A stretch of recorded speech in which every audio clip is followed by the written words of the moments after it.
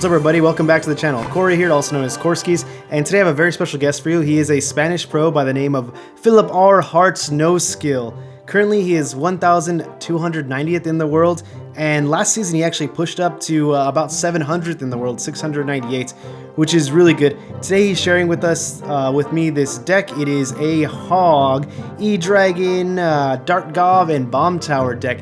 It's very interesting. He's been having a lot of success with it. He said he's going to play a few matches live, probably 3 or 4. It just depends on how it goes and how he feels. But he wants to push up to 500 or 600 in the world in this video. So hopefully we can do that, because that would be so awesome. He has tons of tips that he gave me to help whoever wants to play this deck out.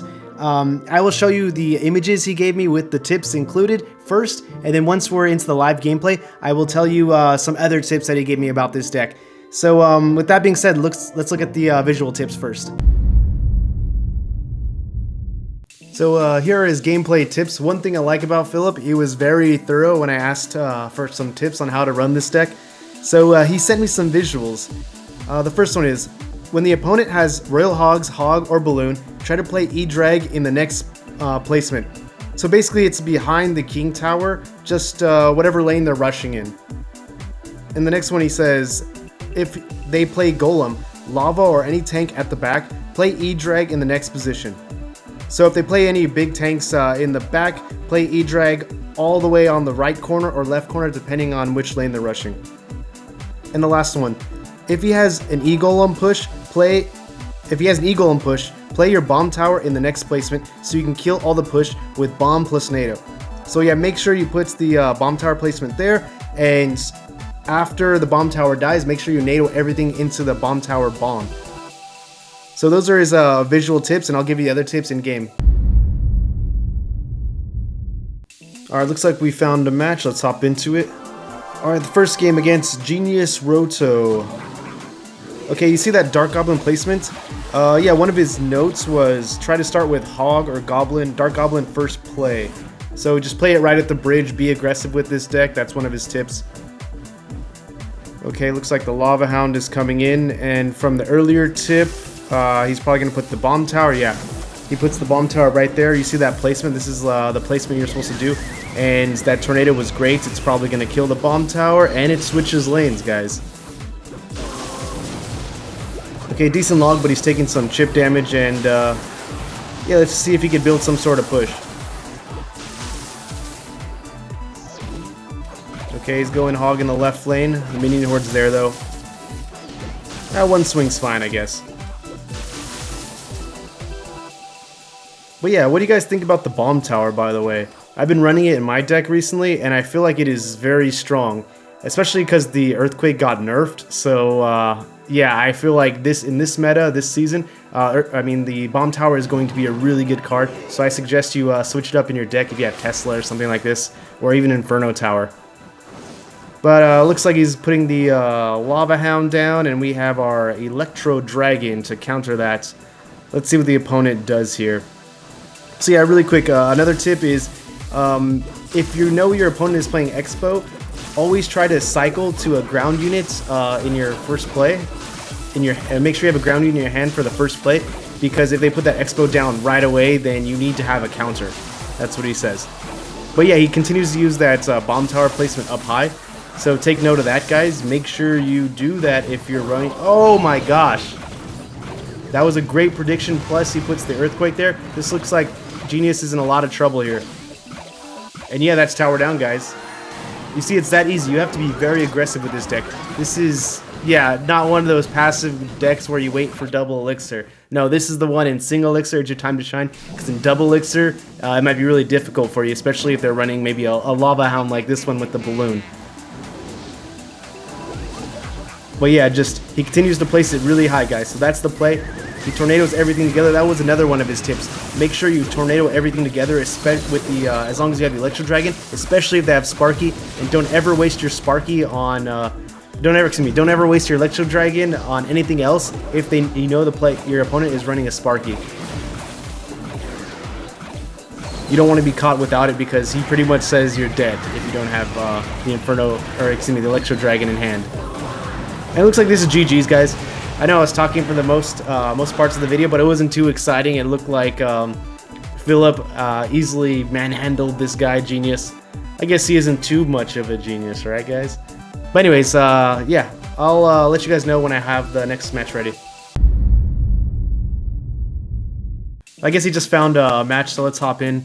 Yeah, we're about 10 seconds, 15 seconds late, but it's alright. It looks like not much has happened, but a lot is happening now that Hog Rider's coming in. But this is, it's really good to have the Tornado in this deck. Tornado got nerfed, buffed, reworked? Yeah, I don't know what to actually call it. Yeah, the Tornado, I feel like, I think this is a buff, actually, guys. I think the Tornado got a buff.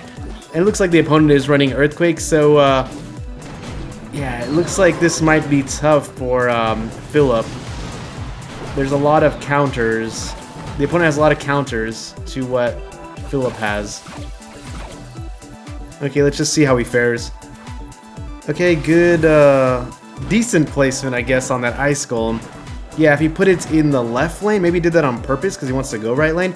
But if he put it in the left lane, then it would, the Queen Tower, Princess Tower would have taken out the Musketeer properly instead of it having to get a few hits.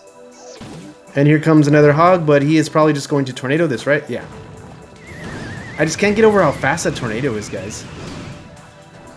It's ridiculous. I'm so used to it taking, you know, 3 seconds and putting everything in the middle. Oh yeah, and so since we have some downtime here, one of his last tips was if your opponent is playing 3 Musketeers and they put it behind the King Tower, no matter if you activate King Tower or not, just try to Tornado all 3 of the Musketeers into the same lane. Yeah, he said if you don't do that, it's going to be really tough defending. So make sure you Tornado them all into the same lane. Even if you activate King Tower, it's not a big deal. So here comes the Hog, and oh, I guess there was a bit of lag.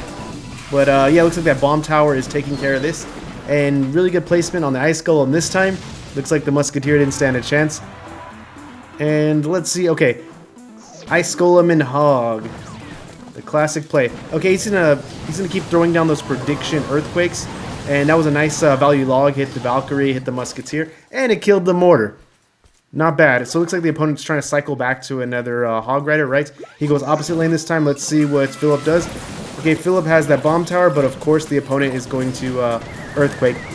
And you see what the opponent is doing there? He's also Earthquaking the King Tower, because since the King Tower is activated, it also is shooting the troops. So make sure you Earthquake the King Tower as well, so you slow down all the DPS from the opponent's towers. Just a little tip for you. I know it's not like a Philip tip, but it's a tip. And let me guess, the opponent is going to Earthquake again? Yes. That is the play to do. And it looks like he didn't Earthquake the King Tower this time. But that Valkyrie's doing nothing. It looks like Philip has the advantage in this one, actually.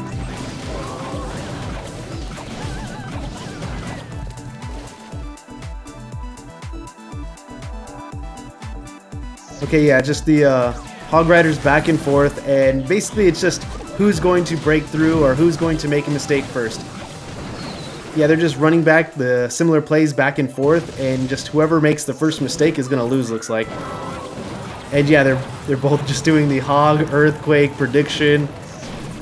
Oh, that Mortar got a lock. That might be big. Let's see. But with that King Tower activated, it's going to be hard for him to break through. Oh, he gets the Tornado at the last second, guys. Wow, I thought for sure he was going to take a lot of damage. The Elixir's about even as well. And yeah, Hog with the Earthquake. No, he doesn't put the Earthquake this time.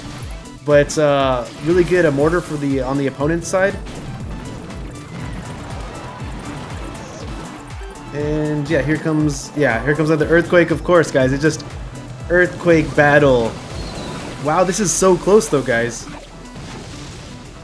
Alright, he's going to put the Mortar, but yeah, he puts the Mortar. Do you see that Mortar placement? Oh, whoa, whoa, it's down to 257. Do you see that Mortar placement? It's really good that it's there because it actually attacks the Princess. Oh, we got a bit of a lag. Oh, wow, he barely got that off, that Tornado. But it looks like this is GG's.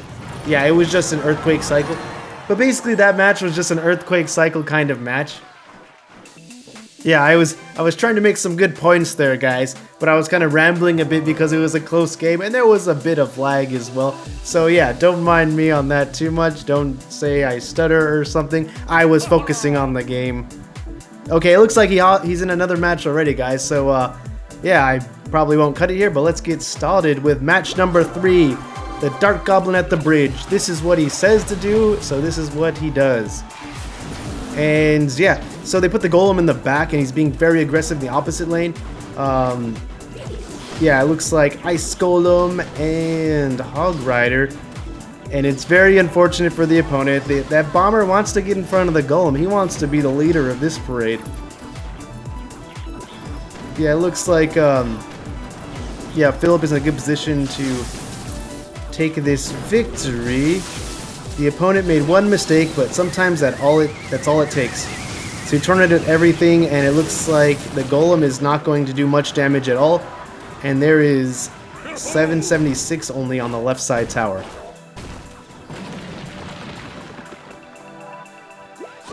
Dark Goblin at the bridge again, guys. This is the play. The bomb tower up high against Lava Hound decks. Dark Goblin at the bridge. Those are the two plays. Yeah, it looks like the opponent gave up. Okay, so yeah, I'll just fast forward this match then.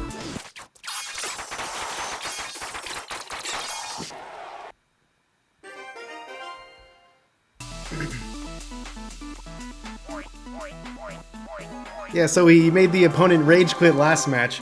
But yeah, we're into the final match against CHN Carnage. Dark Goblin at the bridge once again, guys. So you know this is what he does. And that was a great kite by the Ice with the Ice Golem. Yeah, I feel like every time I kite stuff with my Ice Golem, I place it a little too high so both towers are not hitting the troop that I'm kiting. I guess I need to get better at that. Maybe I should watch more of this gameplay.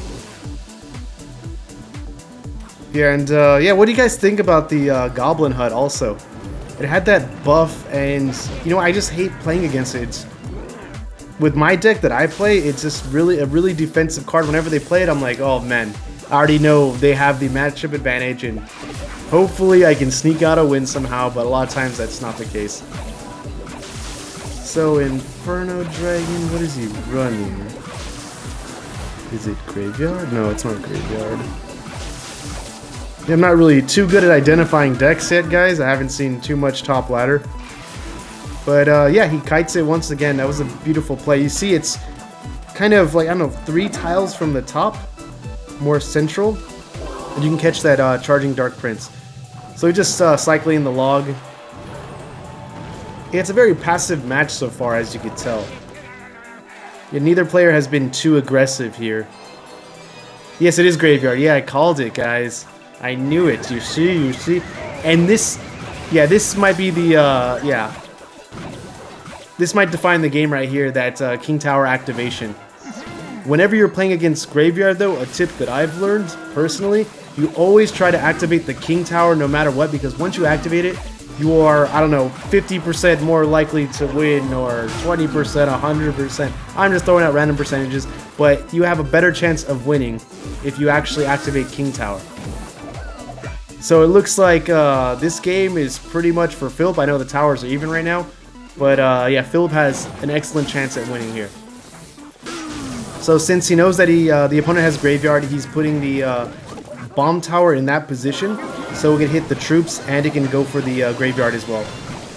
So it looks like that that Inferno Dragon is tanking for this Graveyard.